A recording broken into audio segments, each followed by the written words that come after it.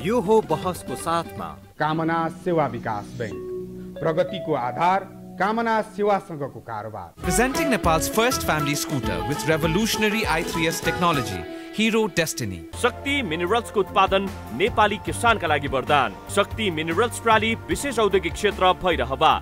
मंगल decor, गुर्जमार्ग 4 खाल टिल्ली बजार काठमाडौँ।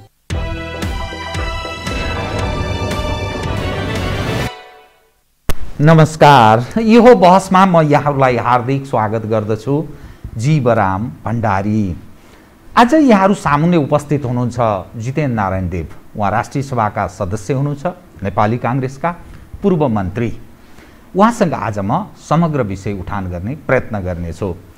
समग्र यसमानेमा जितेन्द्र नारायण देव एउटा अनुभवी पनि व्यक्ति हुनुहुन्छ।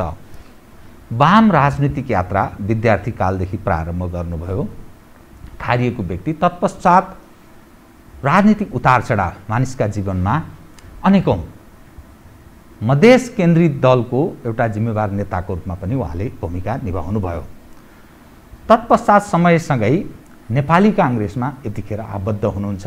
मन्त्रीको जिम्मेवारी पनि उहाँले निभाइसक्नु भएको छ। राष्ट्रिय सभा सदस्य त हुँदै हुनुहुन्छ। उहाँसँग यतिखेर देश बडा अप्ठ्यारो अवस्थामा यसकारण छ, कोरोना भाइरसले मानिसको जीवन लीला धमाधम समाप्त हुँदैछ। तर राजनीतिक तृष्णा र राजनीतिक अयोग्यताका कारण फेरि पनि निरन्तर अस्थिरता यसकारण प्रिय भन्ने मान्ने आधार छैन। नेपालीको जीवन सङ्कटको अवस्थामा छ। मानिस ठुलो सङ्ख्यामा मरिरहेका छन् र तिनको राहत उद्धारका लागि राज्य संयन्त्र र समग्रमा राजनीतिक पक्षका अगुवाहरू भूमिका शून्य जस्तो त्यस्तो देखिन्छ। यस फेरिफेरीमा कुरा गर्दाखेरि जुन अवस्थामा नेपालको राजनीति प्रवेश गरेको छ, के यसरी चल्छ? अब के हुन्छ? यही सरकार अर्थात् केपी ओली नेतृत्वको सरकारले निरन्तरता पाउँछ, चुनावमा देश होमिन्छ या वैकल्पिक सरकार बन्छ? काङ्ग्रेस कसरी सोच्दछ? जितेन्द्र नारायण देव जस्ता व्यक्तिहरू कसरी सोच्नुहुन्छ? विश्लेषणात्मक र सूचनामूलक ढङ्गले कुराकानी गर्ने प्रयत्न गर्नेछु। सर्वप्रथम म उहाँलाई स्वागत गर्छु। स्वागत छ यहाँलाई। अब म कहाँबाट प्रारम्भ गरेँ भने नि, जुन अवस्थामा नेपालको राजनीति प्रवेश गरेको छ, सरसर्ती हेर्दाखेरि लथालिङ्ग भताभुङ्ग देखिन्छ। यस मानेमा मानिस दिनानुदिन मृत्युशैय्यामा छन्, दिनानुदिन अप्ठ्यारो अवस्थाबाट गुज्रिरहेका छन्। गरिब दिन दुखीको राहत, उत्थान, उन्नयन, उनीहरूलाई राहत प्रदान गर्ने यावत सवालों पर राजनीतिक पक्ष अथवा शासक पक्ष अलि टाढा भएको जस्तो त्यस्तो अर्थ लाग्छ। शासक पक्ष त त्यो स्थितिमा छ। जनप्रतिनिधि र समुन्नत समग्र नेपाली जनको हितको पक्षमा काम गर्ने, दाबी गर्ने प्रमुख प्रतिपक्षदेखि प्रतिपक्षहरूको भूमिका पनि शून्य जस्तो देखिन्छ। राजनीतिक तिक्रम अहिले पनि कसलाई फाल्ने, को स्थापित हुने, यही लडाईँ छ। यो राजनीतिक दृश्य हेर्दा तपाईँ जस्तो मानिस, यसकारण कि तपाईँले वाम राजनीतिको पनि लामो यात्रा तय गर्नुभयो, मधेस केन्द्रित पक्षको पनि तपाईँ बुझ्नुहुन्छ, तराईकै हाम्रो तराईको व्यक्ति भएको हुनाले पढेलेखेको व्यक्ति काङ्ग्रेसलाई नजिकबाट बुझिरहनु भएको छ। यो स्थितिमा तपाईँ जस्तो मानिस कसरी सोच्नुहुन्छ? मैले यहीँबाट सुरु गर्छु। यससँग जोडिने विविध विषय क्रमशः उठान गर्छु, कृपया। अब जीवरामजी, यहाँले अहिलेको समग्र रूपमा नेपाली राजनीतिको सारमा जे चित्र प्रस्तुत गर्नुभयो त्यो अत्यन्त सटिक लाग्यो मलाई। यथार्थ अवस्था, नेपाली राजनीतिको वर्तमान यथार्थ अवस्था अत्यन्त विरक्ति लाग्ने, अत्यन्त चिन्तित हुने, गम्भीर हुनुपर्ने र हतोत्साहित हुने स्थिति सृजना भएको छ। इफेक्ट यही छ, हैन? इफेक्ट यो हो। परिणामको रूपमा अहिले परिदृश्य यसरी नै देखिएको छ, जसका विभिन्न आयामहरू छन्, हैन? अहिले एउटा कोभिडको आयाम भयो, आर्थिक आयाम छ, सामाजिक आयाम छ, विभिन्न आयामहरू यसका छन्। विदेश नीतिका आयामहरू छन् हैन, त्यसका विभिन्न आयामहरू भए तापनि यिनको रुट कजमा जाँदाखेरि मुख्य रूपमा भन्ने हो भने गत संसदीय चुनावमा एमाले र तत्कालीन माओवादी केन्द्रको प्रिपोल एलायन्स थियो र प्रिपोल एलायन्स थियो। त्यो प्रिपोल एलायन्सले झन्डै 2/3 नजिकको बहुमत पायो। जो प्रिपोल एलायन्समा रहेका दुईटा पार्टीहरूको आफ्टर चुनावपछि नेकपाको रूपमा दुईटै राजनीतिक फर्मेसन रूपान्तरित भयो र नेकपाको रूपमा बुझ्यो, तर प्रिपोल एलायन्स थियो हैन। र जब चुनाव परिणाम आयो त्यस पछाडि हामी नेपाली काङ्ग्रेस पनि र मलाई लाग्छ आम नेपाली जनता जो संविधान घोषणा भइसके पछाडि यो मुलुकमा एउटा पोलिटिकल स्टेबिलिटी, राजनीतिक स्थिरता जो चाहन्थे, वाम पक्षीय पनि र लोकतन्त्र पक्षीय पनि र आम बुद्धिजीवीहरू, आम पत्रकारहरू, आम चेतनशील नेपाली जनता यस मानेमा खुसी भए अब हाम्रो मुलुकले एउटा पोलिटिकल स्टेबिलिटी पाउँछ। अब 5 वर्ष यो सरकार चल्छ र 5 वर्षमा अब मुलुकको एजेन्डा भनेको सामाजिक आर्थिक रूपान्तरणको एजेन्डा हुन्छ, जुन एजेन्डा होस् भनेर मुलुकले 2007 साल पश्चात निरन्तर रूपमा चाहेको थियो। तर दुर्भाग्यवश हाम्रो नेपाली राजनीति जहिले पनि राजनीतिक विषयमा मात्रै केन्द्रित रह्यो। जहिले पनि राजनीति, त्यो पनि एउटा सोसियो इकोनोमिक ट्रान्सफर्मेसन, मुलुकको सामाजिक आर्थिक रूपान्तरण, अग्रगामी रूपान्तरण, प्रगतिशील र लोकतान्त्रिक रूपान्तरण गर्ने गरी होइन कि एउटा अनप्रोडक्टिभ पोलिटिकल डिस्कसनमा हाम्रो मुलुक रुमल्लिरह्यो लामो समयसम्म र एउटा त्यसरी चाहिँ पोलिटिकल स्टेबिलिटी पाएन र मुलुकको लागि जुन एजेन्डा हुनुपर्थ्यो त्यो एजेन्डातिर जान पाएन मुलुक। तर त्यो चुनावपछि अब नेपाली जनतामा एउटा आशा चाहिँ पलाएको थियो हैन। तर अब मुख्य कुरा यहीँनिर म के भन्न चाहन्छु भने त्यो दिशामा नेपाली राजनीति गएन। तपाईलाई मैले बिचमा त्यसको मुख्य कारण यो राजनीतिक स्थिरता नेपाली जनले के का लागि चाहेका र जुन अस्थिरता छ नेपालको राजनीतिमा अहिले यतिखेर पनि यो क्रुसियल बेलामा जहाँ नेपाली मरिरहेका छन्, नेपाल समग्र देशकै बारेमा पनि विदेशीहरूको चलखेलको पनि कुरा गरिन्छ, त्यो विषय पनि छँदैछ। गरिब दिनदुखीका लागि हेर्ने एउटा देशभक्त, आफूलाई बताउने कम्युनिस्टहरूको वर्चस्व अनि ठुलो लोकतन्त्रको मसिया ठान्ने काङ्ग्रेस ऊ प्रमुख प्रतिपक्षी। सत्तामा छ गरिब, आफूलाई देशभक्त ठान्ने बताउने, त्यही मार्केटिङ गरेर खाइरह्यो अहिलेसम्म। प्रमुख प्रतिपक्षमा छ प्रजातन्त्र चाहिँ सबै ठेकेदार आफू जस्तो ठान्ने, त्यो त्यसरी उसले आफूलाई इतिहासको त्यो समयदेखि अहिलेसम्म निरन्तर त्यही मार्केटिङ गरेर खाइरहेको। सत्ता पक्ष त्यो छ, प्रमुख प्रतिपक्ष त्यो हुँदा पनि यो अभिगत यो के को कारण हो र जनताले किन स्थिरता चाहेको र किन यो अवस्था भयो, कारक तत्त्वको हो। एकदम ठिक भन्नुभयो, यसै म आउन चाहेको थिएँ। जनताले के चाहेको छ अहिले पनि, हिजो पनि के चाहेका थिए हैन, र मुलुकले नै के चाहेको थियो भन्ने कुरा मैले अघि नै भने कि मुलुकले विकास र समृद्धि, अहिलेको सामन्ती आर्थिक उत्पादन सम्बन्ध, पछौटे उत्पादन सम्बन्ध हैन, पछौटे सामाजिक अवस्थालाई रूपान्तरण गरी अग्रगामी किसिमको उन्नत, विकसित र समृद्ध दिशामा यसलाई लैजाने गरी सामाजिक आर्थिक रूपान्तरण जनताले चाहेको र त्यो दिशामा मुलुक जान सकेको भए मुलुकको शिक्षाको स्तर राम्रो हुन्थ्यो, मुलुकको स्वास्थ्यको स्तर राम्रो हुन्थ्यो, मुलुकको कृषिको अवस्था राम्रो हुन्थ्यो, मुलुकको उद्योगको अवस्था राम्रो हुन्थ्यो। ओभरअल सोसियो इकोनोमिक सेक्टर जुन नेपालको छ हैन, त्यो सबैमा एउटा गुणात्मक फड्को हुन्थ्यो र मुलुक एउटा उन्नति र प्रगति र समृद्धिको दिशामा अगाडि जान्थ्यो। त्यो चाहेको थियो जनताले त्यो चाहेको थियो, मुलुककै त्यो एजेन्डा थियो र अहिले पनि मुलुकको एजेन्डा त्यो हो हैन। त्यतातिर गएन, किन गएन? अब दोस्रो आयामतिर जाउँ, किन गएन भन्दाखेरि यो मुख्य रूपमा सत्तामा रहेको सरकारमा रहेको, म त भन्छु सत्तामा पनि रहेको, सरकारमा मात्रै होइन। अहिले केपी ओली सत्तामै रहेको छ, सरकारमा मात्रै रहेको छैन। अहिलेको नेकपा एमाले जसको नेतृत्व प्रधानमन्त्री केपी ओलीले गरिराख्नु भएको छ, सत्तामै हुनुहुन्छ। कम्युनिस्ट पार्टीले सरकार र सत्ताको जसरी व्याख्या गर्छन्, अहिले केपी ओली सत्तामै छन्, सरकारमा मात्रै छैन। यो कुरा काङ्ग्रेसले पनि बुझ्नु पर्यो र पुरै हामी सबै नेपालीहरूले यो कुरा बुझ्नु पर्यो। सत्तामै छन् अहिले, अब सबै सत्तामा छन्, सबै होइन, नेकपा एमाले अहिले सत्तामा छन्, जसको नेतृत्व केपी ओलीले गरिराख्नु भएको छ। त अहिलेको अवस्था किन आयो भन्दाखेरि त्यही हिजो एमाले र माओवादी केन्द्र दुईटा मिलेर जुन नेकपा बनेको थियो, त्यो नेकपा भित्रको सत्ता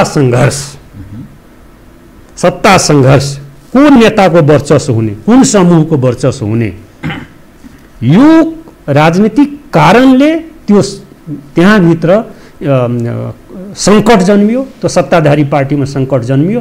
फगत दुईटा गुटको र दुईटा नेताको पावर टसल, सत्ता कब्जाको नेतृत्व, त्यो सत्ता कसको हातमा, केपी ओलीको हातमा कि प्रचण्डको हातमा? होइन, कसले त्यो सत्ताको नेतृत्व कसले गर्ने, पावर एक्सर्साइज कसले गर्ने? त्यसरी चाहिँ त्यहाँनिर जो कि म दर्जनौँ जीवरामजी तपाईँलाई उदाहरण दिन सक्छु। एउटा वामपन्थी पृष्ठभूमिको मान्छे भएको नाताले अफगानिस्तानदेखि कम्पुचियासम्मको म उदाहरण दिन सक्छु कि कम्युनिस्ट पार्टीभित्र बारम्बार इतिहासमा अन्तर्राष्ट्रिय रूपमा यस्ता सत्ता सङ्घर्षहरूको घटनाहरू, परिघटनाहरू देखिएका छन्। एक्ज्याक्टली त्यही रूपमा नेपालमा त्यो कुरा देखियो र त्यो सत्ता सङ्घर्षको सन्दर्भमा मैले यो भन्दाखेरि सायद अतियुक्ति नहोला कि अहिले सामान्य प्रधानमन्त्रीजीको सत्ताप्रतिको, पावरप्रतिको अतृप्त आकाङ्क्षा, अतृप्त लगाव, पावर छोड्नै नचाहने उहाँको मानसिकताले गर्दाखेरि कम्युनिस्ट पार्टी पनि टुक्रा टुक्रा भयो, असंवैधानिक रूपमा संसद पनि विघटन भएकै हो, जसलाई सर्वोच्च अदालत, सामान्य सर्वोच्च अदालतले करेक्सन गरेकै हो र त्यस पछाडि सर्वोच्च अदालतले पुनर्स्थापना गरिसकेपछि संवैधानिक रूपमा 1 महिनाभित्र विश्वासको मत लिनुपर्ने प्रधानमन्त्रीले विश्वासको मत नलिएको स्थिति र अहिले लुम्बिनीदेखि गण्डकीसम्म र कर्णालीसम्म र अहिले जुन विशेष अधिवेशन भनेर विश्वासको मत भनेर विशेष अधिवेशन भनेर जसरी संविधानको व्याख्या भएको छ, हरेक एपिसोडमा असंवैधानिक काम भएको छ। यो संवैधानिक काम भएकै छैन, संविधानको धज्जी उडाइएको छ, संविधानको चिर हराउनु भएको छ। म भन्छु तपाईको दृष्टिकोणमा कम्युनिस्ट मान्यता अर्थात् जो आफूलाई साम्यवादसम्म पुग्ने लक्ष्य ठान्दछन्, त्यहाँ पुगिनुपर्छ भन्ने मान्दछन्, अलि निर्मम, अलि क्रूर त्यो चरित्र हुन्छ भन्ने मान्ने, त्यस्तो मान्न सकिन्छ? होइन, त्यो भन्दा पनि कस्तो भने यसलाई यो कोणबाट हेर्न सकिन्छ। मैले भनेको कि सामान्य प्रधानमन्त्री केपी ओलीजीमा एउटा सत्ताप्रतिको अतृप्त आसक्ति देखियो। त्यो चाहिँ एउटा डेमोक्रेटिक लिडरमा, यदि साँच्चीकै उहाँ आफूले डेमोक्रेसीको लागि लडेको, म एउटा डेमोक्रेटिक लिडर हुँ, हिजो मात्रै उहाँले, हिजो छाडी अस्ति मात्रै 2 दिन अगाडि मात्रै बुढा नीलकण्ठमा शेरबहादुरजी कहाँ पुगेर म पनि डेमोक्रेसीको लागि लडेको, म पनि डेमोक्रेटिक लिडर हुँ, डेमोक्र्याट हुँ, हामी सहकार्य गरौँ भनेर आफूलाई जसरी प्रस्तुत गर्नुभयो नि कि म डेमोक्रेसीको लागि लडेको, म पनि डेमोक्र्याट, म डेमोक्रेटिक लिडर जुन भन्नुभयो नि, त उहाँको यो भनाइमा र जे काम उहाँले गरिराख्नु भएको छ तादात्म्य छैन। अब म तपाईँलाई यसैसँग जोडिएको, त्यसो भए यदि केपी ओली गलत काम गरिरहनु भएको छ, असंवैधानिक गरिरहनु भएको छ, नेपाली जन र राष्ट्रको हितमा काम गरिरहनु भएको छैन भने नेपाली काङ्ग्रेस, माओवादी केन्द्र अर्थात् प्रचण्डजीले नेतृत्व गरेको पार्टी, जसपा, तीनटा मिल्दा वैकल्पिक सरकार बन्छ या यो अहिले जुन खालको संसदको बनोट छ यसबाट अब पार लाग्दैन है, राजनीतिक स्थिरता, स्थायित्व सम्भव छैन भन्ने त्यस्तो ठान्ने हो भने तपाईलाई मैले काङ्ग्रेसको नेताको रूपमा यो प्रश्न गरिरहेको छु, काङ्ग्रेसले किन पहल नगर्ने? जाउँ चुनावमा जाउँ या वैकल्पिक सरकार निर्माण गरौँ, किन पहल नगरे काङ्ग्रेसले अहिलेसम्म? यत्रो समय किन हेर्यो? यो त वर्षौँदेखिको कुरा छ यो, किन? हेर्नुहोस् जीवरामजी, बडो प्रष्ट छ स्थिति नेपाली काङ्ग्रेसको सन्दर्भमा, बहुतै प्रष्ट छ। त्यो के भन्दाखेरि गत चुनावमा नेपाली काङ्ग्रेस अत्यन्त एउटा कमजोर पार्टीको रूपमा, गणितीय रूपमा, पार्लियामेन्टभित्रको गणितीय हिसाबले, गणितको हिसाबले नेपाली काङ्ग्रेस एउटा 275 सिट सङ्ख्यामध्ये 63 दुईटा अहिले त्यसमा पनि दुईटा निलम्बनमा भन्दा 61 को सङ्ख्यामा पुग्यो। जो चाहिँ सङ्घीय जो प्रत्यक्ष निर्वाचित जम्मा 23 हो हैन? प्रत्यक्ष निर्वाचित जम्मा 23 और 40 सयता 21 बाँकी हैन भन्दाखेरि प्रतिनिधि सभाको 1/4 पनि होइन। अर्थात् 1/4ले के अर्थ राख्छ भन्दाखेरि जब सत्ताले, जब सरकारले निरङ्कुश तरिकाले, जनविरोधी तरिकाले, देश विरोधी तरिकाले, राष्ट्र विरोधी तरिकाले काम गर्न खोज्छ, त्यति बेला एउटा विशेष अधिवेशनको माग गर्न सक्ने 1/4 ताकत भएपछि भन्ने संवैधानिक व्यवस्था छ हैन? त त्यो स्थितिमा पनि नेपाली काङ्ग्रेस नरहेको हैन? यो चिजलाई हामीले नेपाली काङ्ग्रेस, यो कुरालाई म स्वागत गर्छु, म सम्मान गर्छु आम जनता र बुद्धिजीवीको त्यो चाहनालाई कि नेपाली काङ्ग्रेसले केही गरिदिएन।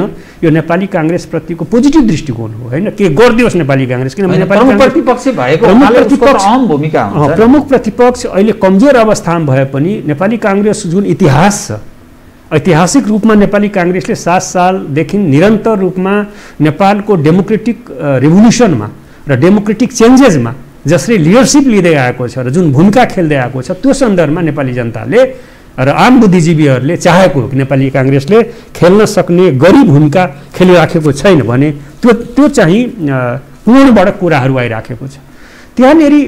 त्यसकारण त्यो चिजलाई सकारात्मक रूपमा ग्रहण गर्दै म के भन्न चाहन्छु भने नेपाली काङ्ग्रेस पार्लियामेन्टभित्र अत्यन्त कमजोर रूपमा उपस्थित हुन पुग्यो यसपालि।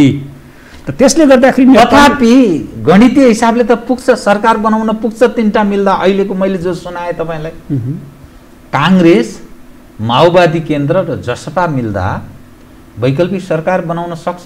नै, कुरा एकदम तपाईँले जे सङ्केत गर्नुभयो त्यो कुरा एकदम सही हो कि यदि जसपा, माओवादी र नेपाली काङ्ग्रेस अहिले सिङ्गो रूपमा यो 3टा फोर्सेस एक ठाउँमा आएको भए धेरै अगाडि नै सरकार बनिसक्थ्यो। त यो सन्दर्भमा समस्या कहाँनिर रह्यो भने, यो विषयमा मात्रै कुरा गर्ने हो भने समस्या जसपाभित्र रह्यो, समस्या जसपाभित्र रह्यो। किनभने जसपा समग्रमा, पार्टीगत रूपमा, सामूहिक रूपमा, औपचारिक रूपमा हामी चाहिँ अब वैकल्पिक सरकार नेपाली काङ्ग्रेस र माओवादीसँगै मिलेर हामी यो 3टा फोर्सेसले वैकल्पिक सरकार दिन्छौँ, यसको लागि हामीले निर्णय गऱ्यौँ भनेर जसपाले पोजिसन बनाउन सकेन। जसपा डिभाइडेड भयो हैन? वैचारिक रूपमा डिभाइडेड भयो, सङ्गठनात्मक रूपमा डिभाइडेड त भएको छैन हैन? तर वैचारिक रूपमा सरकार बनाउने सन्दर्भमा नेपाली काङ्ग्रेस र माओवादीसँग मिलेर 3टा फोर्सेसको सरकार बनाउने कि अहिले केपी ओलीले समर्थन गर्ने हैन? यो विवादमा, यो बहसमा जसपा रुमल्लियो र जसपा अनिर्णायक बन्यो, अनिर्णयको बन्दी बन्यो।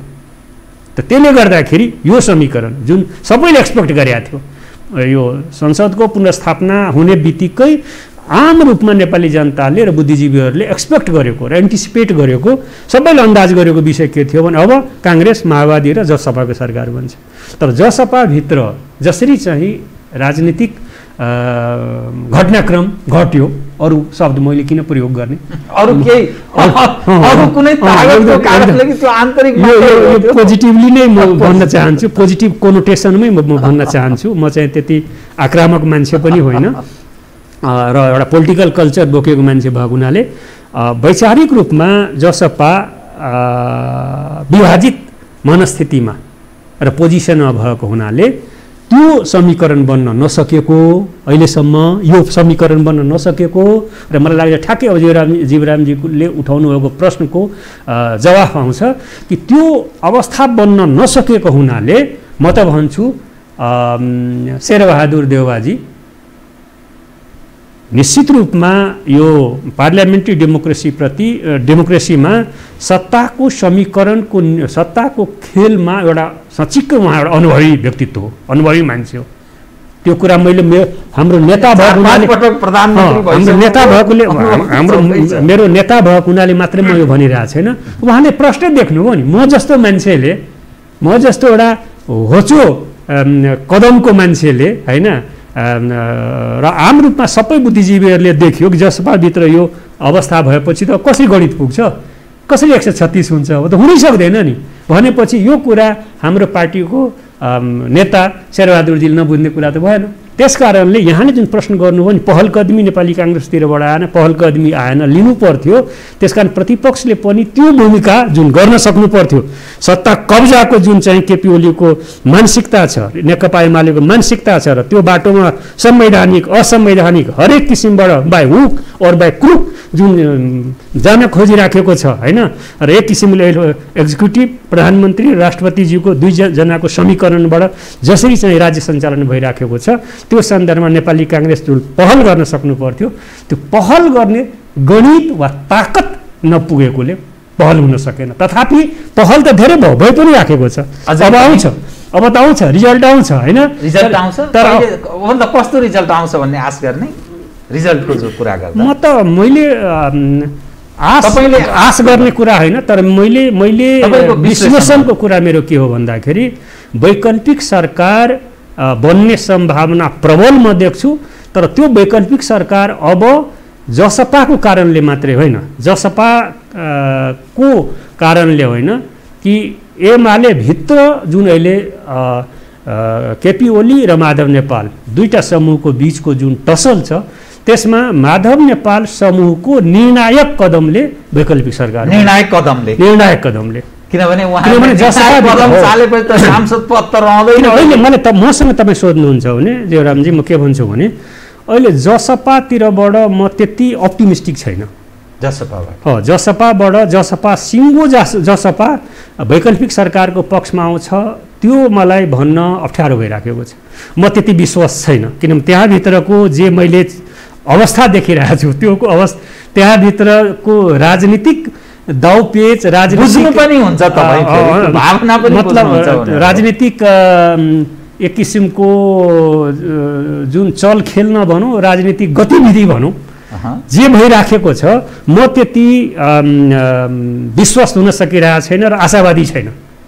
तर म आशावादी कहाँबाट छु बढी भन्दाखेरि माधव नेपाल पक्षले एउटा निर्णायक होइन, साँच्चीकै कम्युनिस्ट पार्टीभित्र जब चाहिँ एउटा तानाशाहहरू जन्मिन्छ, जब स्ट्यालिन जन्मिन्छ होइन, कम्युनिस्ट पार्टीभित्र जब स्ट्यालिन र स्ट्यालिन प्रवृत्तिका मान्छेहरू जन्मिन्छन् होइन, त्यस्तो बेला डेमोक्रेटिक माइन्डेड कम्युनिस्टहरूले विद्रोह गर्छ होइन, एउटा चाहिँ लोकतन्त्र पक्षीय कम्युनिस्टहरूले विद्रोह गर्छ होइन भन्ने इतिहासलाई हेर्ने हो भने त्यो देखिन्छ। बारम्बार त्यो स्टालिनदेखि लिएर अफगानिस्तानकै घटनासम्म धेरै चिजहरू भन्न सकिन्छ, या पूर्वी युरोपको सन्दर्भमा खास गरेर रोमानियाको कुरा, अल्बानियाको कुरा धेरै ठाउँबाट भन्न सकिन्छ होइन, कि कसरी कम्युनिस्टकै नाममा तानाशाहहरू जन्मिए तर त्यसको अन्त्य कसरी भयो, र त्यहाँनेरि अन्त भयो र मोडरेट टाइपको कम्युनिस्टहरूले सत्ता लिए, सरकार लिए होइन, त्यो देखियो नि त। त्यस कारणले माधव नेपाल त एउटा कम्युनिस्ट हो नि, मैले बुझेअनुसार माधव नेपाल कम्युनिस्ट हो होइन, र माधव नेपाल तानाशाह होइन। मैले माधव नेपाललाई बुझेअनुसार माधव नेपालजी 14 वर्ष नेकपा एमालेको फुटाउनलाई अलिक उक्साइरहनु भएको त होइन तपाईँले? त्यो त होइन, मैले उहाँसँगको सहकारी लामो विभाजनले त काङ्ग्रेसलाई लाभ हुन्छ नि, नै उहाँसँगको लामो सहकार मैले त्यो कुरा भन्ने त्यो चाहिँ हैसियत त होइन, तर के भन्दाखेरि त्यो अधिकार राख्छु, नैतिक अधिकार। किनभने माधव नेपाल 14 वर्ष महासचिव हुँदाखेरि उहाँकै नेतृत्वको केन्द्रीय समितिमा लामो समयसम्म थिए र उहाँ मेरो नेता हुनुहुन्थ्यो लामो समयसम्म। उहाँले बुझेको छु, वैचारिक रूपमा पनि उहाँको साङ्गठनिक यो कार्यशैलीको अब वैकल्पिक सरकार बन्ने त्यहाँबाट बढी आशावादी छु। वैकल्पिक सरकार बन्ने कुरा गर्दा संसद दलको नेता केपी ओलीजी हुनुहुन्छ नेकपा एमालेको, यदि त्यस्तो कदम उहाँहरूले एमालेको ठाउँबाट हेर्दा अप्रिय कदम भन्छ नि, पार्टी फुटाउने, अथवा फ्लोर क्रस गर्ने स्थितिमा वा अन्यथा निर्णय गर्ने अवस्थामा पुग्नुभयो भने उहाँहरूको त सांसद पद कायम रहँदैन। जसपा यस सवालमा शेरबहादुरजीलाई सहयोग गराउने सवालमा एकीकृत रूपमा उभिने सम्भावना कम छ, किनभने मधेसमा काङ्ग्रेस र मधेस केन्द्रित दलबीच प्रतिस्पर्धा छ। मूलत मधेस केन्द्रित एक ठाउँमा उभिँदा काङ्ग्रेसलाई ड्यामेज हुने अनि विभाजित हुँदा काङ्ग्रेसलाई लाभ हुने एनालाइसिस विश्लेषण त्यसरी उनीहरू गर्छन्। त्यसकारण काङ्ग्रेसको नेतृत्व सायद उनीहरूको कल्पनाभन्दा अलिक परको विषय छ। यो स्थितिमा कसरी वैकल्पिक बन्छ? होइन, कुरा के छ भन्दाखेरि अब अलिकति मधेसको सिङ्गो जनसङ्ख्या र मतदाताको जुन संरचना छ होइन, स्ट्रक्चर छ, त्यसको विश्लेषण गर्ने हो भने अब त्यो पुरानो मानसिकताको हिसाबले हामीले विश्लेषण गर्नु भएन। हो, एक समय थियो जब मधेसवादी दलहरू जन्मिएका थिएनन्, त्यति बेलाको कन्स्टिट्युएन्सी भनेको डोमिनेन्टली तराई र मधेसी समुदाय भनेको नेपाली काङ्ग्रेसको कन्स्टिट्युएन्सी थियो र फाटफुट रूपमा केही खास जिल्लाहरूमा र केही जिल्लाहरूका निश्चित पकेटहरूमा कम्युनिस्ट पार्टीको पनि प्रभाव, खास गरी रौतहट, सिरा, सप्तरी पनि महोत्तरी, सर्लाही, रौतहट, बारा यी ठाउँहरू होइन मा थिए। यदि मध्य तराईको कुरा गर्ने, अहिले 2 नम्बर प्रदेश नम्बर 2 को कुरा गर्ने हो भने होइन। तर जब यो 62-63 सालको आन्दोलन पछाडि होइन, खास गरेर 62-61 को अन्तिर र 62 देखि जब मधेसमा विद्रोह भयो होइन र मधेसी दलहरू जन्मिए, 2-4 चोटि मधेसी दलहरूले आन्दोलन गरे, चुनाव पनि लडे भन्दा त्यस पछाडिको अहिलेको सिनेरियो के हो भन्दाखेरि अब कम्युनिस्ट पार्टीको पनि आफ्नो कन्स्टिट्युएन्सी छ तराईमा होइन, मधेसमा कम्युनिस्ट पार्टीको पनि कन्स्टिट्युएन्सी छ, जनाधार छ, जनसमर्थन छ होइन, त्यो खालको स्ट्रक्चर छ। नेपाली काङ्ग्रेसको पनि व्यापक मतदाता छ होइन, त्यो कन्स्टिट्युएन्सी छ र त्यस्तै अहिले नयाँ ढङ्गले उनले पनि बनाए, के अरे मधेसवादी दलहरूले पनि आफ्नो कन्स्टिट्युएन्सी बनाए। त मधेसवादी दलहरूले जुन कन्स्टिट्युएन्सी बनाए त्यो कन्स्टिट्युएन्सी खालि कङ्ग्रेसको कन्स्टिट्युएन्सी मात्रै खोसेर लिए भन्ने होइन, कम्युनिस्टको पनि कन्स्टिट्युएन्सी खोसेर लिए। वर्गीय रूपमै हेर्ने हो भने कम्युनिस्टहरूका पनि केही मतदाताहरू त्यहाँ गए होइन र नेपाली काङ्ग्रेसलाई समर्थन गर्नेहरू पनि त्यहाँ गए र अब यो एउटा पर्मानेन्ट फेनोमेनन भइसक्यो। अब त्यो मधेस जसरी इन्डियामा केही रिजनल पार्टीहरू जन्मिए होइन, वेस्ट बङ्गालको अवस्था देखिहाल्नुभयो, जहाँ अहिले डिएमकेले जित्यो तमिलनाडुमा, जसरी रिजनल पार्टी जन्मियो त तराई मधेसको के अरे नेपालको सन्दर्भमा अब खास ठाउँमा मुख्य रूपमा तराईमा एउटा रिजनल पार्टी जन्मियो जुन यो मधेसवादी दल स्थायी ढङ्गले नै उसको डिएमके को जस्तो या टिएमसी जस्तो तृणमूल काङ्ग्रेसको जस्तो स्थितिमा रहन सक्ने स्थितिमा होइन। त्यो त यदि मेरो आफ्नो त्यसमा विश्लेषण के छ भने यदि कुनै पनि पार्लियामेन्ट्री डेमोक्रेसी भएको मुलुकहरूमा राष्ट्रिय पार्टीहरू डिसाइसिभ रूपमा राम्रोसँग देशैभरिको जनताको हरेक भूगोल, हरेक संस्कृति, हरेक भाषिक समूहहरूको जेन्युन कुराहरूलाई एजेन्डामा राख्छ, त्यसको लागि लड्छ र त्यो एजेन्डाको अगुवाई गर्छ भने रिजनल पार्टीहरू कमजोर हुन्छ। त जब राष्ट्रिय पार्टीहरू त्यो भूमिकाबाट च्युत हुन्छ या कमजोर हुन्छ त्यति बेला त्यहाँ त्यही एजेन्डामा आधारित भएर रिजनल पार्टीहरू या लिङ्ग्विस्टिक पार्टीहरू या कल्चरल पार्टीहरू जन्मिन्छ होइन। त त्यसका मैले यसलाई त्यसरी रिलेटिभ रूपमा सापेक्ष रूपमा के देख्दैछु भन्दाखेरि कम्युनिस्ट पार्टी या नेपाली काङ्ग्रेसले, किनभने नेपाली काङ्ग्रेसको भोट ब्याङ्क बढी थियो, कन्स्टिट्युएन्सी हो तराई भनेको मुख्य रूपमा ऐतिहासिक रूपमा, नेपाली काङ्ग्रेसले यदि तराईको पनि जेन्युन इस्युजहरू जुन छ रिप्रेजेन्टेसनको इस्यु, आइडेन्टिटीको इस्यु, फेडरलिजमको इस्यु होइन, यी इस्युजहरूमा यदि स्ट्रङली के ठिक र के बेठिक भन्ने कुरामा कुनै पनि किसिमको कन्सिडरेसनमा नलागेर ठिकलाई ठिक र बेठिकलाई बेठिक भन्ने गरी नेपाली काङ्ग्रेसले पोजिसन लियो भने र कम्युनिस्ट पार्टीले पनि त्यसरी नै पोजिसन लियो भने रिजनल पार्टी त्यो कमजोर हुन्छ।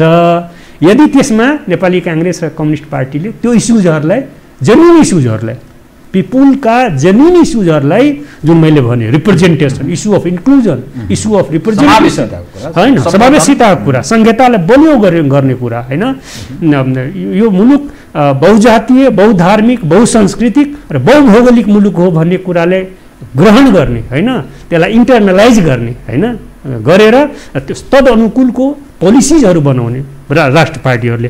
त्यसरी गयो भने अवस्थाले फाडेर जान सकिन्छ र फाड्न सकिन्छ, त्यो मेरो विश्वास होइन।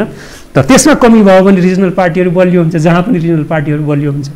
त त्यसकारण मैले भन्न खोजेको के भन्दाखेरि अहिलेको परिदृश्य अलिकति यो खालको परिदृश्य जो जटिल जुन अवस्थाको बारेमा तपाईँले पनि चित्रण गर्नुभयो, दृश्य पनि त्यस्तै देखिन्छ। मेरो चासो के सवालमा भने यी पार्टी बिग्रिउन्, नेता सिद्धिउन् मेरो चासोको विषय छैन। संविधान सिद्धियोस्, यो सिस्टम रहोस् या नरहोस् मेरो चासोको विषय भएन। मेरो चासोको विषय के भने यो देशका नेपाली जनता, जसलाई सार्वभौम सत्ता सम्पन्न नेपाली जन भनेर भनिन्छ, जसले ती आफ्ना प्रतिनिधिहरू चयन गरे, हामीमाथि शासन गर, हामीलाई साह्रो गाह्रो अप्ठ्यारो पर्यो भने तिमीहरूले के हेर है 5 वर्षका लागि म्यान्डेट दिए। कसैलाई प्रतिपक्षको भूमिका दिए, कसैलाई सानो भूमिका दिए, कसैलाई ठुलो। तर जुन अवस्थामा अहिले नेपाली जन गुज्रिरहेका छन्, भ्याक्सिन ल्याउने सवालमा पनि कमिसनको कुरो छ, यत्र तत्र सर्वत्र भ्रष्टाचारको कुरा छ। यो जुन अवस्था देखिएको छ नि, र तपाईँहरू जुन ढङ्गले सोचिरहनु भएको छ, सायद नेपाली जनता फरक ढङ्गले सोच्ने अवस्थामा प्रवेश गर्दैछन्। यसकारण हरेक परिवर्तन भएको छ, हरेक पक्ष सत्तामा आएको छ, चाहे कम्युनिस्ट भन्नुहोस्, अहिले कम्युनिस्टहरू आउँ भन्ठान्नेहरूको सत्ता सरकार छ, हिजोका दिनमा लामो समय काङ्ग्रेसले गर्यो, तर त्यो दुःख त्यो पीडा निरन्तर कायम रह्यो के। यस्तो अवस्थामा नेपाली जनले अर्को विकल्प खोज्ने स्थिति कतिको सम्भावना देख्नुहुन्छ? तपाईँको मैले विश्लेषण मात्रै सुन्न चाहन्छु। जीवरामजीले म जीवरामजीको पुरानो साथी भएको नाताले जीवरामजीको अन्तरीको कुरा, हृदयको कुरा म राम्रो बुझ्न सक्छु। कति कुरा चाहिँ व्यक्त, कति कुरा अव्यक्त हुन्छ, त्यो बेग्लै कुरा हो। तर त्यसमा पनि म आउँला। तर म अघिल्लो कुरालाई 1-2 लाइनमा बिट मार्न चाहन्छु है जीवरामजी। त्यो के भन्दाखेरि मैले जुन नेकपा एमालेको मुख्य नेता सम्माननीय प्रधानमन्त्री केपी ओलीमा सत्ताप्रतिको अतृप्त आकाङ्क्षा, अतृप्त लगाव, अतृप्त आकर्षण को कारण मुलुक आज यो अवस्थामा आयो भन्ने जुन कुरा भने नि मैले, त्यसलाई मैले 1 लाइनमा, मलाई 2 लाइनमा बिट मार्न दिनुहोस् कि हामी सोचौँ एकचोटि। जति बेला नेकपाभित्र ल 1 पदमा तपाईँ बस्नुहोस्, 1 पदमा अर्कोलाई दिनुहोस् भने सोल्युसनको प्रस्ताव आयो, सोल्युसनको प्रस्ताव आयो। तपाईँ प्रधानमन्त्रीमा रहने कि अध्यक्षमा रहने, 1 जना प्रधानमन्त्री 1 जना अध्यक्ष भन्ने पार्टीभित्र पनि आयो। र हामी मिडियामा चर्चा परिचर्चामा पनि देख्यौँ कि सुन्यौँ, पढ्यौँ। के भन्दाखेरि त्यो फ्याक्ट, मैले त्यसलाई क्रस चेक गर्दाखेरि फ्याक्ट नै हो भन्ने मलाई लाग्यो। उनका अन्तर्राष्ट्रिय मित्रहरूले पनि, कम्युनिस्ट पार्टीका अन्तर्राष्ट्रिय मित्रहरूले पनि प्रधानमन्त्रीजी अब तपाईँले पावर सेयर गर्नुहोस्, एउटा पदमा तपाईँ बस्नुहोस्, एउटामा माधव नेपाल बस्ने कि प्रचण्डजी बस्ने, उहाँहरूलाई तय गर्न दिनुहोस् र कम्युनिस्ट पार्टीलाई बचाउनुहोस्, कम्युनिस्ट पार्टीको एकता बचाउनुहोस्। निर्देशनात्मक सल्लाह आयो।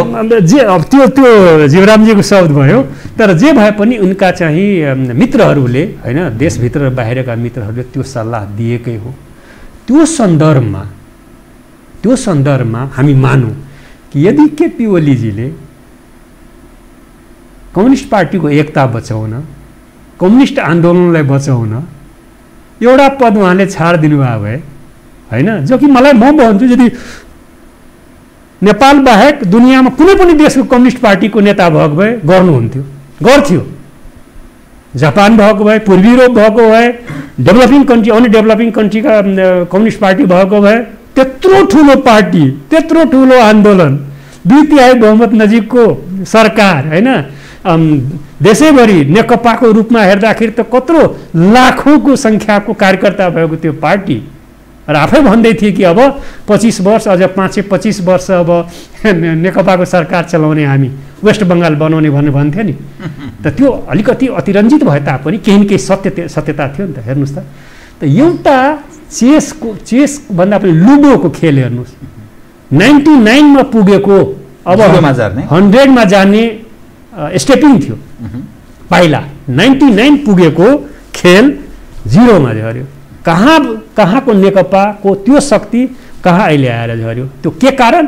एउटा पदको मात्रै पावर सेयर मात्रै गर्न सकेन, पावर सेयरिङ मात्रै केपी ओलीजीले गर्न सक्नु भएन। त त्यो कारणले कम्युनिस्ट आन्दोलनभित्र यस्तो देखिन्छ, हामी डेमोक्रेटहरूले, नेपालका इन्टेलेक्चुअलहरूले बुझ्ने कुरा के हो भन्दाखेरि इतिहासको कहिलेकाहीँ पुनरावृत्ति हुन्छ। दुनियाँका कम्युनिस्ट पार्टीभित्र भएका सत्ता सङ्घर्षहरूमा यस्ता कुराहरू देखिए, जुन तानाशाहहरू पावर सेयर गरे, आफ्नै पार्टीभित्र सेयर गरे, उनले देशलाई पनि बचाए, पार्टीलाई पनि बचाए, आन्दोलनलाई बचाए। जसले पावर सेयर गर्न जानेनन् उनले पार्टीलाई पनि ध्वंस गरे, आन्दोलनलाई पनि ध्वंस गरे, र प्रक्रान्तरले देशलाई पनि सङ्कटमा पारे, सिस्टमलाई सङ्कटमा पारे। तर हामी, म भन्छु नेपालको सिस्टम, म त्यो अब तपाईँको लास्ट उसमा आउँछु कि सिस्टम यहाँ पर्दैन, उसमा पर्दैन, के अरे मतलब दुर्घटनामा पर्दैन, सङ्घीय लोकतान्त्रिक गणतन्त्र दुर्घटनामा पर्दैन, यसमा सुधारहरू हुन सक्छन् होइन, अग्रगामी सुधार, म त्यसमा आउँछु होइन, अग्रगामी सुधारहरू हुन सक्छन् र हामीले साँच्चीकै यो देशलाई बचाउने हो भन्दाखेरि फेरि अनावश्यक ढङ्गले सिस्टमलाई नै चेन्ज गर्ने गरी फेरि यसलाई प्रतिगमनको दिशामा फर्काउने गरी सोच्यौँ भने हाम्रो मुलुक अफगानिस्तान भन्छ। अफगानिस्तान भनेको भोइलेन्सतिर जान्छ मैले भन्न खोजेको होइन, तर के भन्दाखेरि अफगानिस्तानको एउटा सिम्बल के हो भन्दाखेरि भोइलेन्स त हुँदै हो, हिंसा त हुँदै हो, तर निरन्तरको अस्थिरता, इन्स्टेबिलिटी अफगानिस्तानको सिम्बल हो। यही सिस्टमका अगुवाहरू, यसै सिस्टममा गौरव गर्नेहरूले नै त्यो भूमिका निभाइरहेका छन्। उदाहरणका लागि एमसीसीको सवाल उपर मानिस प्रश्न गर्छन्, अनि बीआरआईको विषय उपर मानिस प्रश्न गर्छन्, भारतीयहरूको चलखेल क्रियाशीलता उपर प्रश्न गर्छन्, गौरवपूर्वक यहाँको जो जिम्मेवार नेताहरू छन्, मेरो आबद्धता या सामिप्यता या निकटता, म त छ्याप्पै त्यो भित्रको त्यो समूहको मान्छे हुँ, त्यो देशको निकटको मान्छे हुँ र गौरव गर्छन्। यस्तो राज्य हुन्छ यो? हेर्नुहोस् जयरामजी, डेमोक्रेसी भनेको रुल अफ ल हो, विधिको शासन हो। विधिको शासन चलेको छैन होइन। एमसीसीकै कुरा गर्नुभयो नि, हुन्छ के भन्दाखेरि हामीले जानुपर्ने कता, त्यता लग्नु पर्यो हामी सबै मिलेर होइन। जानुपर्ने कता भन्दाखेरि डेमोक्रेसीमा डिबेट हुन्छ, डिस्कसन हुन्छ, डिस्कसन हुन्छ, त्यस पछाडि डिसेन्ट पनि हुन्छ, फाइनली के हुन्छ? डिसिजन हुन्छ। अनि त्यो सिद्धिने बेलासम्ममा पनि डिबेट डिस्कसन मात्रै त्यो चाहिँ 15 वर्ष भयो सर। त्यो त हामी 46 देखि अहिले हेर्नुस् 30-31 वर्ष नागिसक्यो। यस्तै छलफल, यस्तै डिस्कस, यही पक्ष निरन्तर नेपालको सत्तामा हावी छ। कि कांग्रेस छ कि कम्युनिस्ट छ, अर्को त छैन। अनि अब यो जिम्मा कसले लिने भन्न खोजेको? पञ्चायतलाई सम्झिरहन्छन् अहिले पनि मानिस। 30 वर्ष पञ्चायतले समाप्त पारेको पञ्चायतले, अनि यो 30 वर्ष चाहिँ कसले सिद्ध्याएको? त्यस कारणले कुरा के हो भन्दाखेरि ज्यूरामजी, हामीले कुनै पनि कुरामा विषयमा यस्ता गम्भीर विषयहरूमा हतारिएर कुनै चाहिँ रिग्रेसिभ कन्क्लुजनमा होइन, कुनै एउटा चाहिँ अनडेमोक्रेटिक कन्क्लुजनमा हामी जानु हुँदैन। किन हामीले त 104 वर्ष, किन 30 वर्ष पञ्चायत मात्रै, 104 वर्ष राणा शासनलाई पनि देख्यौँ नि त। हामी नेपालीहरूको त भाग्य भविष्य त यसरी आएको छ नि त। 104 वर्ष देख्यौँ, 30 वर्ष देख्यौँ, बहुदल काल देख्यौँ, अहिले चाहिँ सङ्घीय लोकतान्त्रिक काल हामीले यो 72, 5, 77, 72मा नै यो संविधान त्यो बहुदल कालमा त धेरै ड्रब्याक्सहरू थियो, संविधानमै धेरै ड्रब्याक्सहरू थिए, प्र्याक्टिसमा ड्रब्याक्सहरू थिए होइन। त्यो चाहिँ इन्क्लुसिभ हुन सकेको थिएन, सर्टेन चिजहरू त्यहाँ थिएनन् भनेर हामीले यो नेपालमा यत्रो विद्रोह भयो होइन। एउटा मधेस विद्रोह भयो, माओवादी विद्रोह भए, आदि इत्यादि जनआन्दोलनै भए। र हामीले खासै हेर्ने हो भने बहुत गम्भीर हुनुपर्ने, चिन्ता गर्नुपर्ने के हो भने कमसेकम 72 सालमा जब हामी सङ्घीय लोकतान्त्रिक गणतन्त्रको नयाँ संविधान घोषणा गरिसक्यौँ, त्यस पछाडि कसैले पनि यसमाथि नेगेटिभली टीका टिप्पणी उठाउन सक्ने आधार दिनु हुँदैन थियो। द्याट इज आवर फल्ट, हुँदैन थियो। That is our fault. अहिलेको लिडरसिपको फल्ट भनेको त्यो, अहिलेको लिडरसिपको फल्ट भनेको के हो भन्दाखेरि मैले जुन व्याख्या गरेँ, हामी दिनु हुँदैन थियो। दियौँ कहाँबाट भन्दाखेरि कम्युनिस्ट पार्टीले दियो। कम्युनिस्ट पार्टीभित्र पनि खास गरेर क्वालिफाई गरेर भन्ने हो भने मैले अब विथ अल रेस्पेक्ट म भन्न चाहन्छु कि नेकपा, अहिलेको नेकपा एमालेको नेता केपी ओलीजीले दिनु। अब म तपाईँसँग यो विषय एउटा उठान गर्छु। लोकतन्त्र अर्थात् जुन सिस्टमको तपाईँहरू गौरव गर्नुहुन्छ नि, जनताले दिएको मतलाई मूल आधार बनाएर त्यसैको आधारमा शासन प्रशासन सञ्चालन। केपी ओली जब नाकाबन्दी भएको थियो यो देशमा, खरोसँग उभिनु भयो।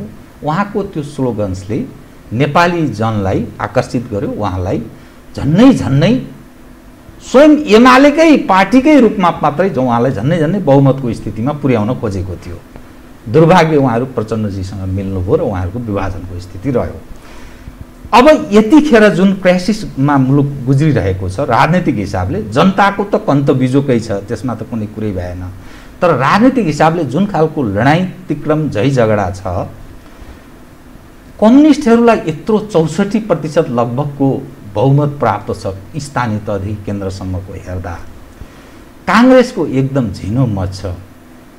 काङ्ग्रेसको नेतृत्वमा सरकार बनाउने त्यो कल्पना गर्नु त्यो नैतिक हिसाबले ठिक हुन्छ? जनमत अर्कोतिर छ अनि काङ्ग्रेसको नेतृत्वमा प्रयत्न गर्नु ठिक हो? नै, हेर्नुहोस्, त्यो अत्यन्त संवैधानिक छ, लोकतान्त्रिक पनि छ। किन?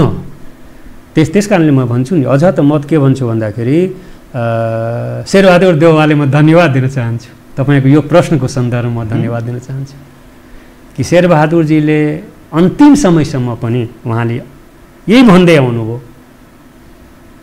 त्यो जिम्मेवारी नेपाली काङ्ग्रेसलाई छैन, त्यो जनमत नेपाली जनताले त्यो अभिमत होइन, त्यो चाहिँ जिम्मेवारी नेपाली काङ्ग्रेसले दिएको छैन। हामीले हतार गर्नु हुँदैन, सरकार बनाउने कुरामा हतार गर्नु हुँदैन होइन, उहाँ भन्दै आउनुभयो। अहिलेसम्म पनि, हिजो अस्तिसम्म पनि भन्दै हुनुहुन्थ्यो होइन, भन्दै हुनुहुन्थ्यो होइन, त्यो त आयो नि त। पुनर्विचार रिथिङ गर्नुपर्ने कुरा हो नि त। संविधानलाई बचाउन, लोकतन्त्रलाई बचाउन, संविधानको जे प्रावधान छ, जे व्यवस्था छ, आखिर संविधानमा 76(1) मात्रै त छैन नि, 76(2) छ, 76(3) छ, 76(5) छ। 4 किसिमले नेपालमा केन्द्रीय सरकार बन्छ। लार्जेस्ट पार्टीको हिसाबले फेरि ओलीजीले यो कुरालाई म व्याख्या गरिदिन्छु। पहिला यो तपाईँले राखेको जुन कन्सर्न हो नि, नैतिक आधार छ कि छैन भन्ने जुन सन्दर्भ राख्नु हो नि, त्यसलाई म अलिकति क्लियर गरिदिन्छु कि हाम्रो संविधानले नै 4वटा अवस्थालाई व्याख्या गरिदिएको छ। त्यसकारणले मुलुकलाई एउटा स्थिरता दिने सन्दर्भमा, संवैधानिक रूपमा मुलुकलाई एउटा दिशानिर्देश गर्ने कुरामा र सिस्टमप्रतिको सँगै लोकतान्त्रिक गणतन्त्रप्रतिको एउटा चाहिँ आम जनताको समर्थन होइन बरकरार राख्ने सन्दर्भमा अहिले के देखियो भन्दाखेरि अब त 2/3 नजिकको सरकार त यो होइन नि, यो सरकार त अल्पमतमा गइसक्यो नि त हो। प्रचण्डजीले फिर्ता लिइसकेपछि अल्पमतमै गइसकेको अवस्था हो। त यसरी अब हिजोको अवस्था नेकपाको के थियो या नेकपा एमालेको के थियो र नेकपा एमाले भित्रैको पनि अहिले माधव नेपालको अवस्था पनि हामीले देखि नै राखेका छौँ। त्यसलाई एकछिन छोडिदिने हो भने पनि नेकपा एमाले अहिले पार्लियामेन्टमा अल्पमतमा देखियो, जसले गर्दाखेरि उहाँले विश्वासको मत लिने कुरा गरिराख्नु भएको छ 27 गते। त यस्तो स्थितिमा पार्लियामेन्ट्री डेमोक्रेसीभित्र इन्टरनेसनली पनि र एट पार्टिकुलर हाम्रो संविधानको सन्दर्भ के हो भन्दाखेरि जब 76(1) बमोजिम सरकार बन्न सक्ने स्थिति रहँदैन अनि 76(2) बमोजिम 2 वा 2 भन्दा बढी दलहरूको सरकार बनाउने संवैधानिक व्यवस्था छ, स्पिरिट छ। त्यो स्पिरिट भनेको डेमोक्रेसीलाई जोगाउने, पार्लियामेन्ट्री डेमोक्रेसीलाई जोगाउने, मुलुकलाई स्ट्याबिलिटी दिने। र हामी जस्तो गरिब मुलुकमा हाम्रो देश भनेको इजरायल होइन। इजरायलमा वर्षै पछि हेर्नुहोस् होइन, हिजोसम्म पनि सरकार बन्न सकेन होइन, 4 वर्षमा 4 चोटि चाहिँ त्यहाँ इलेक्सन भयो। हामी धान्न त सक्दैनौँ नि। हेर्नुहोस्, यो संविधान बनाउने एकजना मान्छे म पनि हुँ नि त, सुरुदेखि अन्तसम्म लागेको मान्छे हुँ नि त। यो किन हामीले केही नयाँ कुराहरू राख्यौँ? जुन पार्लियामेन्ट्री डेमोक्रेसी भनेको ब्रिटिस पनि छ, इन्डिया पनि छ, तर त्यहाँ नभएका हामी 3-4वटा कुराहरू राखेका छौँ सरकार बनाउने सन्दर्भमा। हामी 3-4 कुरा अविश्वास प्रस्ताव पेश गर्ने सन्दर्भमा नयाँ कुराहरू राखेका छौँ नि। भावी प्रधानमन्त्रीको नाम दिनुपर्ने, जुन बेला चाहिँ अविश्वास प्रस्ताव राखिन्छ यदि त्यो वर्ष फेल भयो भने त्यो वर्षभरि फेरि दोहोऱ्याएर राख्न नपाउने, यस्ता हामी नयाँ कुराहरू त गरेका छौँ नि। 2 वर्षसम्म होइन, चुनाव भएको 2 वर्षसम्म अविश्वास प्रस्ताव राख्न नपाउने, यो कुरा त इन्डियामा छैन, यो कुरा युकेमा छैन, इङ्ल्यान्डमा छ, युकेमा छैन होइन। हामीले केही नयाँ कुराहरू राख्यौँ नि त। त्यसको हाम्रो कन्सेप्ट के थियो भन्दाखेरि मैले यो कुरा पार्लियामेन्टमा पनि व्याख्या गरेका थिएँ कि हाम्रो संविधान बनाउने बेलामा हाम्रो सन्दर्भमा के थियो भने पोलिटिकल स्टेबिलिटी दिने नेपालमा, राजनीतिक स्थिरता नेपालमा दिने, र त्यो पोलिटिकल संविधान त्यो त्यसलाई केन्द्रमा राखेर तपाईहरुले संविधान बनाएको र त्यसको मकसद के थियो भने संविधानै तपाईहरुले बनाउनु भएन भन्छ। नहीं त्यसको भएन संविधान सभाका सदस्यहरु।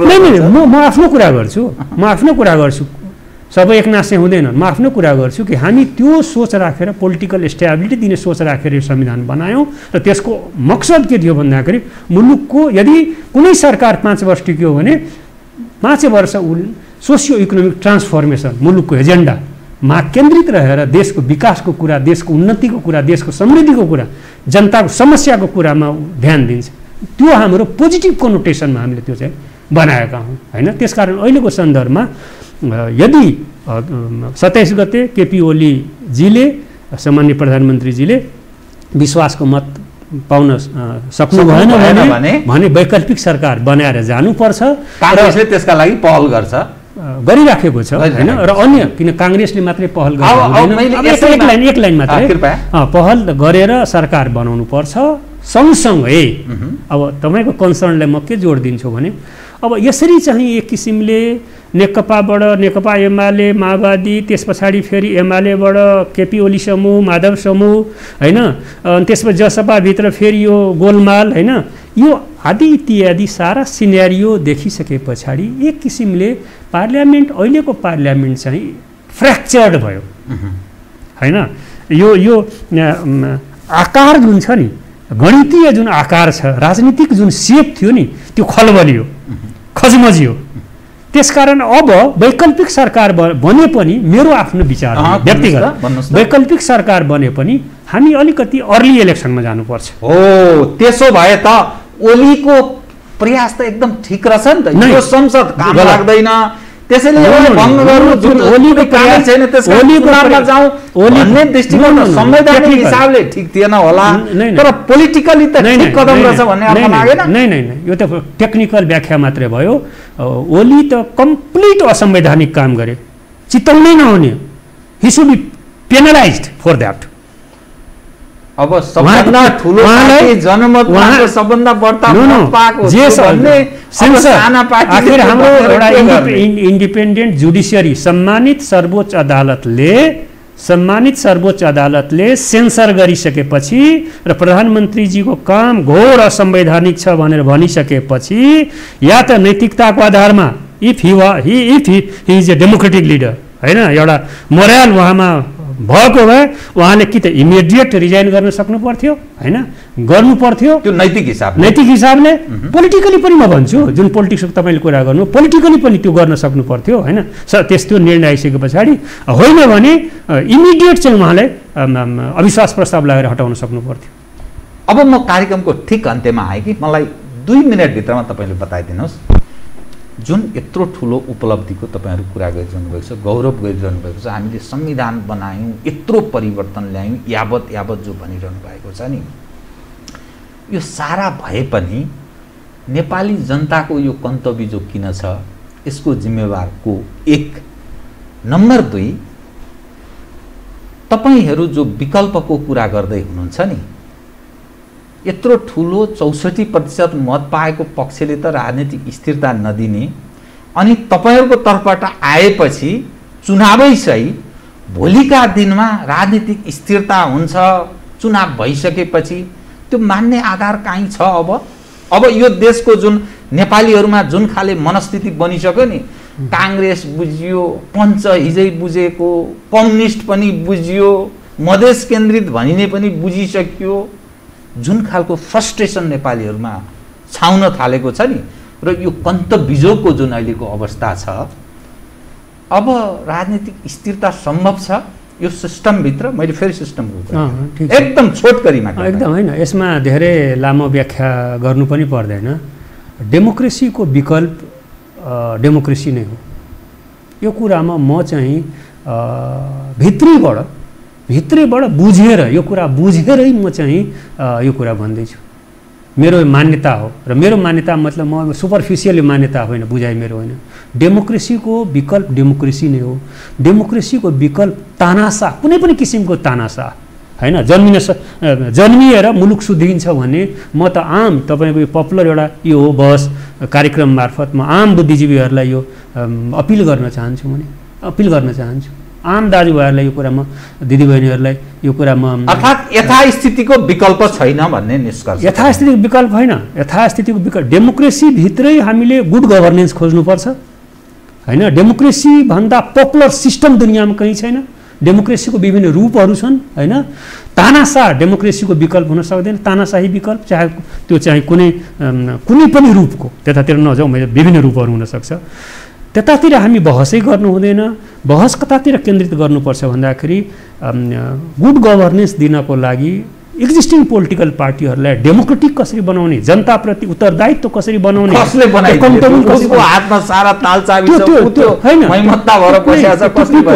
पिपुलले डिसाइड गर्ने कुरा। यो जीवराम भण्डारीजीले या जितेन्द्र नारायण देवले डिसाइड गर्ने कुरा होइन। डेमोक्रेसीमा पिपुलले डिसाइड गर्छ। पिरियोडिक इलेक्सनको हामीले त्यस कारणले परिकल्पना गरेका छौँ। हार्दिक निर्वाचनको हामीले परिकल्पना गरेका छौँ। हरेक 5 वर्षमा अब हुने निर्वाचनमा जनताले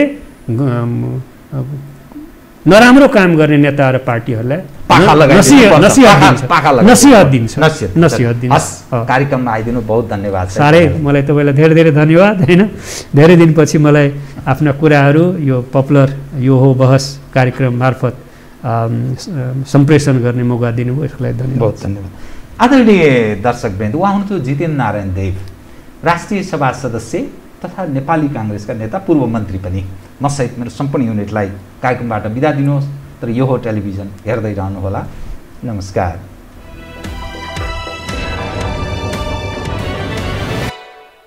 यो हो बहसको साथमा कामना सेवा विकास बैंक, प्रगतिको आधार कामना सेवासँगको कारोबार। Presenting Nepal's first family scooter with revolutionary i3S technology, Hero Destiny. शक्ति मिनरल्सको उत्पादन नेपाली किसानका लागि वरदान। शक्ति मिनरल्स प्राली विशेष औद्योगिक क्षेत्र भैरहवा।